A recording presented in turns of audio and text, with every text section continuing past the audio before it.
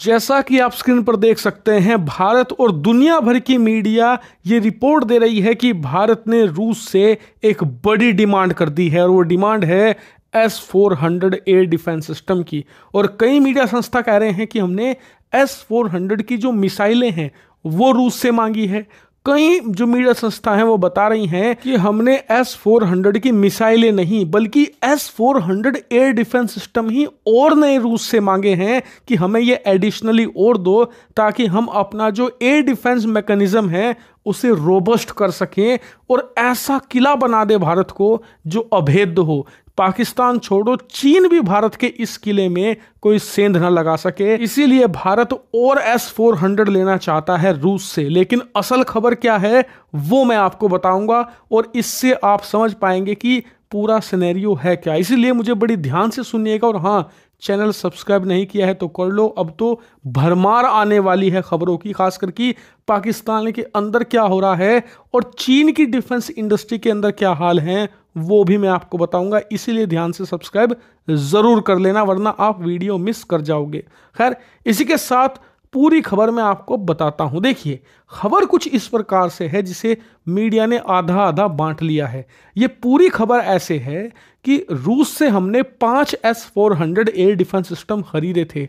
आप जानकर हैरान होंगे कि आज 2025 तक रूस को 5 S-400 हमें दे देने चाहिए थे, लेकिन अभी तक हमें सिर्फ 3 ही डिलीवर कर पाया है रूस। और रूस ने जो 2 S-400 हमें नहीं दिए हैं उसके पीछे कारण रूस कहता है कि एक तो जो यूक्रेन का युद्ध है इस वजह से हम पर सैंक्शंस लगे हुए हैं, प्रतिबंध बहुत ज्यादा लगे हुए हैं, जिस वजह से सप्लाई चेन में इशू आ रहा है, खासकर कि रेयर अर्थ मेटल्स जिसकी सप्लाई रूस को नहीं मिल पा रही। दरअसल जो कच्चे रेयर अर्थ मेटल्स होते हैं ना, वो रूस में खूब मिलते हैं, उनका कच्चा स्वरूप, लेकिन उसे रिफाइन करना पड़ता है, उसकी प्रोसेसिंग होती है और वो प्रोसेसिंग ज़्यादातर या तो यूरोपियन देशों में होती है या चीन के अंदर होती है।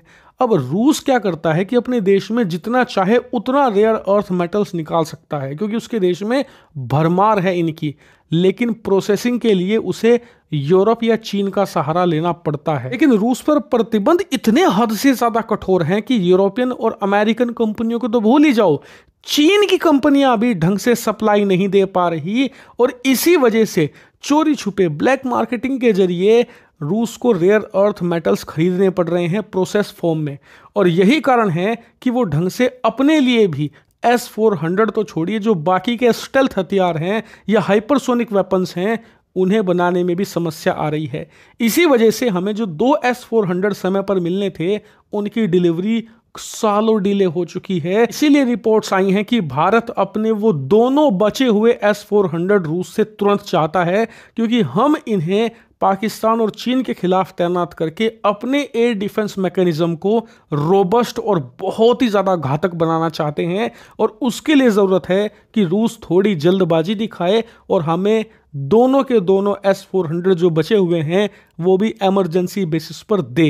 इतना ही नहीं, आधी खबर जो बाकी बांट ली गई थी जिसे अलग अलग बताया जा रहा था वो भी आपको बता दूं कि हमने 2 S-400 तो मांगे ही हैं, साथ ही अतिरिक्त मिसाइलें भी मांगी हैं। दरअसल S-400 के अंदर इंटरसेप्टर मिसाइलें होती हैं जो दुश्मन के ड्रोन, लड़ाकू विमान, मिसाइलों को मारकर गिराती हैं। अब पाकिस्तान के खिलाफ हमने इस्तेमाल करी हैं काफ़ी, तो इसीलिए हमें अपने जो एग्जिस्टिंग S-400 हैं, यानी कि 3 जो सिस्टम हैं, उनके लिए ये ऐसी ही इंटरसेप्टर मिसाइलें और चाहिए, क्योंकि हम नहीं चाहते कि युद्ध जैसी सिचुएशन हो और हमारे पास ख़त्म हो जाए। हम भरपूर मात्रा में इसकी इंटरसेप्टर मिसाइलें अपने पास चाहते हैं और इसीलिए हमने रूस को कहा है कि हमें ये भी सप्लाई चाहिए। और बताया जा रहा है कि रूस ने अभी जो अतिरिक्त 2 S-400 हैं उसको लेकर तो कोई जवाब नहीं दिया है, आने वाले हफ्तों में इसको लेकर वो जवाब देंगे। लेकिन फिलहाल जो S-400 की मिसाइलें हैं इसको लेकर पॉजिटिव रिस्पॉन्स आया है और जल्द ही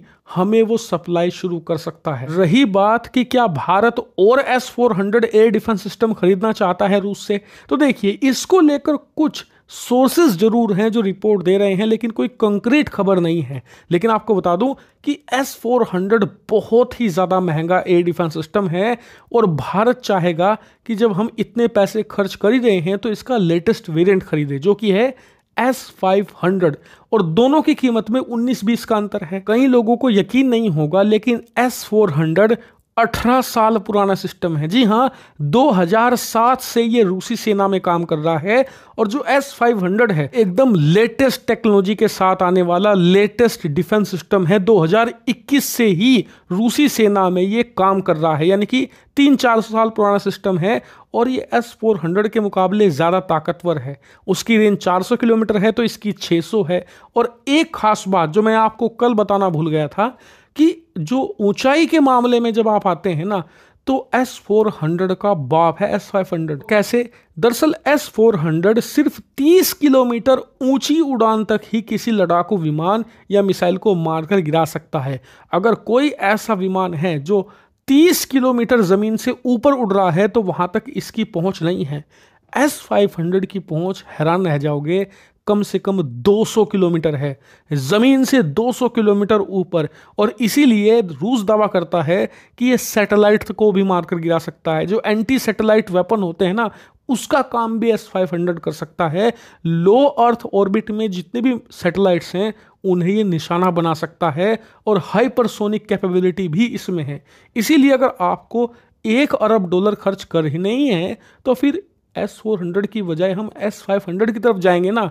लेटेस्ट सिस्टम है, ताकि आने वाले हफ्तों में इसको लेकर कुछ कंक्रीट खबर आ सकती है कि क्या भारत और एडिशनल S400 या उसका एडवांस वेरिएंट S500 खरीदेगा या नहीं। लेकिन फिलहाल इतनी जरूर कंफर्मेशन है कि भारत ने अपने बचे हुए 2 S400 की डिलीवरी फास्ट ट्रैक तरीके से करने की मांग करी है रूस से, और एडिशनल मिसाइलें भी मांगी है। और इसीलिए कहा जा रहा है कि रूस इस पर पॉजिटिव रिस्पांस तो दे रहा है, लेकिन डिलीवरी कब शुरू करेगा इसको लेकर खबरें 1 हफ्ते के अंदर आपको मिल जाएगी। इसीलिए चैनल को सब्सक्राइब कर लेना, क्योंकि अब डिफेंस के साथ साथ फॉरेन पॉलिसी को लेकर भी इंपॉर्टेंट खबरें आने वाली हैं।